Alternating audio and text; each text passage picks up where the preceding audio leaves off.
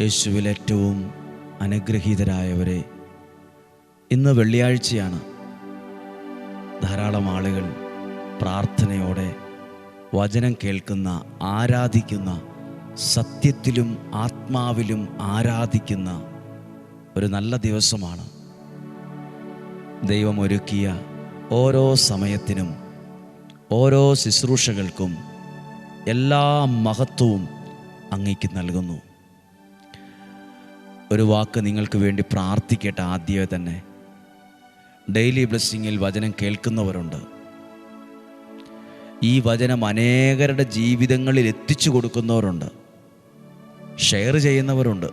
ഇതൊക്കെ നമ്മൾ ചെയ്യുന്നത്, ഞാനിത് പ്രസംഗിക്കുന്നത്, ദൈവമേ അങ്ങ് എന്നെ ഈ ഒരു കാര്യത്തിലേക്ക് പറഞ്ഞു വിട്ടതുകൊണ്ടാണ് ഞാൻ ഈ കാര്യം ഇങ്ങനെ ഇവരോട് പറയുന്നത്. ദൈവം എന്നെ ഈ ഒരു കാര്യം ഇങ്ങനെയൊക്കെ പറയാൻ, ഈ വചനം ഇങ്ങനെ പറയാൻ പറഞ്ഞു വിട്ടിരിക്കുന്നതാണ്. നിങ്ങൾ ഈ വചനം അനേകർക്ക് അയച്ചു കൊടുക്കുമ്പോൾ നിങ്ങളെ ദൈവം അനേകർക്ക് ദൈവത്തിൻ്റെ വചനം എത്തിക്കാൻ ദൈവം നിങ്ങളെ പറഞ്ഞു വിട്ടതാണ്. ദൈവം നിങ്ങളെ നിയോഗിച്ചതാണ്. ദൈവം പറഞ്ഞിട്ടാണ് ഇങ്ങനെയൊക്കെ ചെയ്യുന്നത്. അപ്പോൾ അതിനൊരു പ്രതിഫലമുണ്ട്, അതിന് അനുഗ്രഹമുണ്ട്. ആദ്യമേ തന്നെ പ്രാർത്ഥിക്കട്ടെ. കർത്താവേ, അങ്ങയുടെ വചനം കേൾക്കുന്ന എല്ലാവരെയും അങ്ങയുടെ സ്നേഹത്തിൻ്റെ പുതപ്പിനകത്ത് പൊതിയണമേ. ഈ അൾത്താരയ്ക്കൊരു പ്രത്യേകതയുണ്ട്. ഈ അൾത്താരയിൽ ഇന്നുവരെ പ്രസംഗിച്ചത് ദൈവത്തിൻ്റെ സ്നേഹത്തെക്കുറിച്ചാണ്. ശാപത്തെക്കുറിച്ചോ, നീ തകരും, നീ രക്ഷപ്പെടുകയില്ല, നിൻ്റെ ജീവിതം മുഴുവൻ പോക്കാണ്, ഇനി രക്ഷപ്പെടാൻ സാധ്യതയില്ലെന്ന് ഇന്നുവരെയും പറഞ്ഞിട്ടില്ല. ദൈവസ്നേഹത്തെക്കുറിച്ച് മാത്രം ഞാൻ കണ്ടിട്ടുണ്ട്. ദൈവസ്നേഹത്തെക്കുറിച്ച് പറഞ്ഞിട്ട് മനുഷ്യൻ മാറുന്നത്, ദൈവത്തിൻ്റെ സ്നേഹത്തെക്കുറിച്ച് പറഞ്ഞിട്ട് മനുഷ്യൻ മാനസാന്തരപ്പെടുന്നത് വെറുതെ പറയുന്ന വാക്കല്ല. ഒരാൾ ഭയങ്കരമായ മദ്യപാനിയും കുടുംബം നോക്കാത്ത അവസ്ഥയും ഭാര്യയും മക്കളുമൊക്കെയും വളരെ വിധത്തിൽ വേദനിച്ചും വിഷമിച്ചും കഴിയുന്ന ഒരാളെ എനിക്ക് പരിചയമുണ്ടായിരുന്നു. അദ്ദേഹത്തിൻ്റെ ഭാര്യയും മക്കളും മിക്ക ദിവസങ്ങളിലും ഇവിടെ വരുമായിരുന്നു. അദ്ദേഹത്തെ പ്രതി വിഷമിച്ച് സങ്കടമുള്ള മുഖത്തോടെ. പക്ഷേ കുറച്ചു ദിവസങ്ങൾക്ക് മുമ്പ് ഒരു നല്ല വാർത്ത കേട്ടു. അദ്ദേഹം പറഞ്ഞു, ഞാൻ സാക്ഷ്യമൊന്നും പറയത്തില്ലച്ചോ, പക്ഷേ ഞാൻ മദ്യപാനമൊക്കെ നിർത്തി, പുകവലി, ഹാൻസ്, ഇതുപോലുള്ള ലഹരി ഉപയോഗിക്കുന്നത് നിർത്തി. ഞാൻ ചോദിച്ചു, അതെന്താ അങ്ങനെ നിർത്താൻ കാരണം? ഞാൻ എന്താണെന്നറിയില്ല, ഇപ്പോൾ ഡെയിലി ബ്ലെസ്സിങ് എല്ലാ ദിവസവും കാണുന്നുണ്ട്. പിന്നെ ഞാൻ ഇവിടെ വന്ന് വൈകുന്നേരങ്ങളിൽ കൽക്കുരിശിൽ എണ്ണയൊഴിച്ച് പ്രാർത്ഥിക്കാൻ തീരുമാനിച്ചു. എനിക്ക് മനസ്സിൽ തോന്നി ഇതൊക്കെ നിർത്തണമെന്ന്. ഞാൻ നിർത്തി. ഞാൻ സാക്ഷ്യമൊന്നും പറയുകയില്ല കേട്ടോ. ദൈവസ്നേഹത്തെക്കുറിച്ച് കേൾക്കാൻ തുടങ്ങിയപ്പോൾ ഒരു മദ്യപാനിക്ക് തോന്നുന്നു ഇത് കഴിക്കണ്ട, ഒരു പുകവലി ശീലമുള്ള ആൾക്ക് തോന്നുന്നു ഇത് വേണ്ട, നിർത്താറായി. ആ വ്യക്തിയുടെ അകത്ത് ദൈവം സംസാരിക്കാൻ തുടങ്ങി. ആ വ്യക്തിയുടെ അഡിക്ഷൻ മാറാൻ തുടങ്ങി. പ്രിയപ്പെട്ടവരെ, നമ്മൾ പ്രാർത്ഥിക്കുമ്പോൾ ദൈവം നമുക്ക് വേണ്ടി പ്രവർത്തിക്കാൻ തുടങ്ങും. ദൈവം നമുക്ക് വേണ്ടി പ്രവർത്തിക്കാൻ തുടങ്ങും. ഞാൻ പറഞ്ഞത് ഒരു കഥയാണെന്ന് വിചാരിക്കരുത്. ഈ ആലയത്തോട് അധികം ദൂരത്തല്ലാത്തൊരാളുടെ അനുഭവമാണ് ഞാനിത് പറഞ്ഞത്. പേരോ മറ്റു കാര്യങ്ങളോ പറയാൻ ആഗ്രഹിക്കുന്നില്ല. എങ്കിലും ഇത് സത്യമുള്ളൊരു കാര്യമാണ്. ഈ മണ്ണിൽ നിന്ന് ചവിട്ടി ഇവിടെ വന്നു പറഞ്ഞ് എന്നോട് വ്യക്തിപരമായി പറഞ്ഞ ഒരു സാക്ഷ്യമാണ്. ദൈവം നിങ്ങളെ സഹായിക്കും. കാരണം ദൈവ സ്നേഹത്തെക്കുറിച്ചൊരാൾ കേൾക്കുമ്പോൾ അയാൾക്ക് ലഭിക്കുന്നത് ജീവിക്കാനുള്ള ശക്തിയാണ്. ദൈവസ്നേഹത്തെക്കുറിച്ച് പ്രസംഗിക്കുമ്പോൾ ഒരാൾ ജീവിതത്തിൽ ഉയർത്തെഴുന്നേൽക്കാൻ തുടങ്ങും. ഞാൻ കണ്ടിട്ടുണ്ട്, അധികം വിശ്വാസിയല്ലാത്ത പ്രാർത്ഥനയോ പള്ളിയോ ധ്യാനമോ എല്ലാത്തിനും ഒരു പരിധിവരെ കുറ്റമൊക്കെ പറയുന്ന ഒരാൾ ഇങ്ങനെ സംസാരിച്ചപ്പോൾ ധ്യാനത്തെക്കുറിച്ചും എല്ലാം കുറ്റമൊക്കെയാണ് പറഞ്ഞത്. ഞാൻ തിരുത്താനൊന്നും പോയില്ല. അദ്ദേഹം പോകാൻ നേരത്ത് എന്നോട് പറഞ്ഞു, പ്രാർത്ഥിക്കുന്ന ആളല്ലേ, എന്നെക്കുറിച്ച് പ്രാർത്ഥിച്ചിട്ട് എന്താ ദൈവം പറയുന്നതെന്നൊന്ന് പറ എന്ന് പറഞ്ഞു. പുറമേ വെറുതെ മുറ്റത്ത് നിൽക്കുമ്പം ഒരു കളിയാക്കലിൻ്റെ സ്വരത്തിലാണ് പറഞ്ഞതെങ്കിലും ഞാൻ ആ വ്യക്തിയോട് ഇത്രയും പറഞ്ഞു, എന്തായാലും നിങ്ങളെ ദൈവം സ്നേഹിക്കുന്നുണ്ടെന്ന് എനിക്ക് മനസ്സിലായി എന്ന് പറഞ്ഞു. അദ്ദേഹം അതിന് മറുപടിയൊന്നും പറഞ്ഞില്ലെങ്കിലും അദ്ദേഹത്തിൻ്റെ കണ്ണ് നിറയുന്നത് പോലെയായി. ഒറ്റ വാക്കിൽ ദൈവം നിങ്ങളെ ഇപ്പോഴും സ്നേഹിക്കുന്നുണ്ടെന്ന് കേട്ടപ്പോൾ തന്നെ അയാൾ സ്റ്റക്കായി. അയാളുടെ കണ്ണു നിറഞ്ഞു. ദൈവസ്നേഹത്തിൽ അത്ഭുതമുണ്ട്, ദൈവസ്നേഹത്തിൽ മാനസാന്തരമുണ്ട്. ഈ ആലയം നിലനിൽക്കുന്നത് ദൈവസ്നേഹത്തിൻ്റെ ഒരു പുതപ്പിനകത്താണ്. പ്രാർത്ഥിക്കുക നിങ്ങൾക്ക് വേണ്ടി.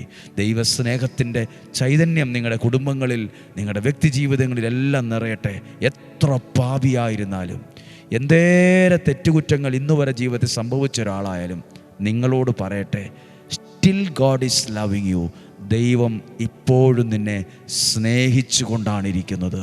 ഇന്ന് പ്രാർത്ഥനയോടെ പ്രതീക്ഷയോടെ വചനം കേൾക്കാം.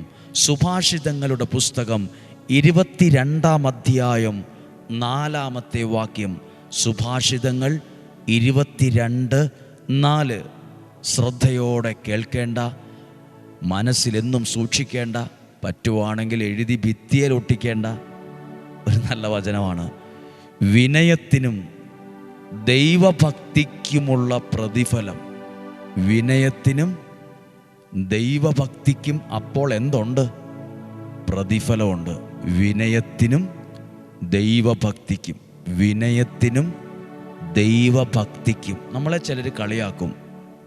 നമ്മളെല്ലാ ദിവസവും ഇപ്പോൾ ഡെയിലി ബ്ലെസ്സിങ് കാണുന്ന ഒരാളാണ്, പറയും നീ ഡെയിലി ബ്ലെസ്സിങ്ങിൻ്റെ വലിയ ആളാ, നീ വലിയ ഭക്തിക്കാരനാ, ഓ പ്രാർത്ഥനയാന്ന് പറഞ്ഞിങ്ങനെ നടക്കുക, ഇവിടെ എങ്ങാനും ഇരുന്ന് പ്രാർത്ഥിച്ചാൽ പോരെ, എന്നും പ്രാർത്ഥനയാന്നും പറഞ്ഞ് പോക്കാ, എന്നും പള്ളിയിൽ പോകുന്ന ആളാ. പലരും നമ്മളെ ദൈവഭക്തിയുടെ കാര്യം പറഞ്ഞ് കളിയാക്കും. എപ്പം നോക്കിയാലും ബൈബിൾ വായിക്കുന്നു, എപ്പം നോക്കിയാലും നിനക്കിത് മാത്രമേ പണിയുള്ളൂ, വലിയ കരിസ്മാറ്റിക്കാരൻ വന്നിരിക്കുന്നു, വലിയ പ്രാർത്ഥനക്കാരൻ വന്നിരിക്കുന്നു, വലിയ ഭക്തിക്കാരൻ വന്നിരിക്കുന്നു. നമ്മുടെ വീടിനെ, ചിലപ്പോൾ നമ്മുടെ പ്രാർത്ഥനാ രീതിയൊക്കെ പലരും കളിയാക്കാം. എന്നാൽ സ്വർഗത്തിലെ ദൈവം പ്രാർത്ഥിക്കുന്നവനോട്, ഒരു ദൈവഭക്തിയുള്ള ഒരാളോട്, ദൈവവചനം കേൾക്കുന്നവരോട് പറയേ, മകനെ മകളെ, വിനയത്തിനും ദൈവഭക്തിക്കും എന്തുണ്ട്? പ്രതിഫലമുണ്ട്. എന്തൊക്കെയാ പ്രതിഫലം? 3 പ്രതിഫലമാണ് ദൈവം തരുന്നത്. സമ്പത്തും ജീവനും ബഹുമതിയും. 2 കാര്യം, വിനയവും ദൈവഭക്തിയും. അതിൻ്റെ റിസൾട്ടോ പ്രതിഫലമോ 3 എണ്ണമാണ്. സമ്പത്തും ജീവനും ബഹുമതിയും.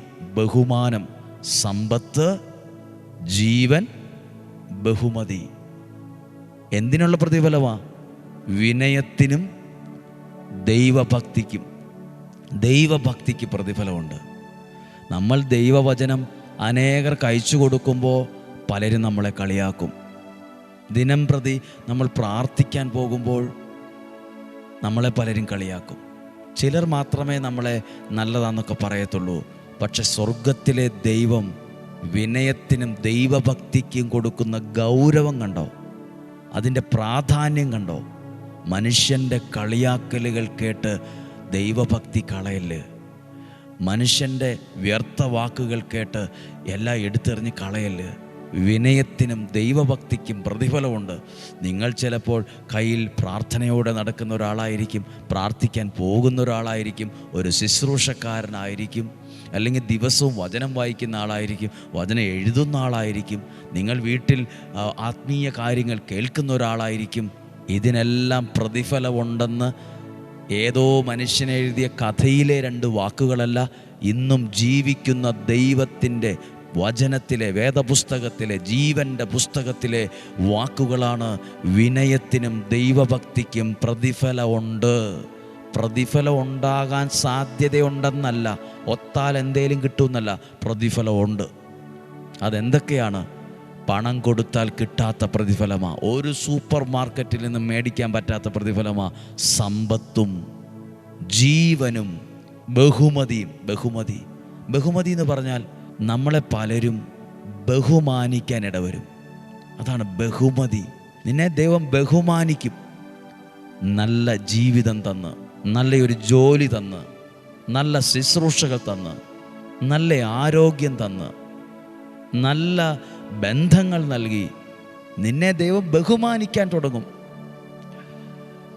ദൈവത്തിൻ്റെ അനുഗ്രഹം പല രീതിയിൽ നമുക്ക് അനുഭവിക്കാൻ കഴിയും.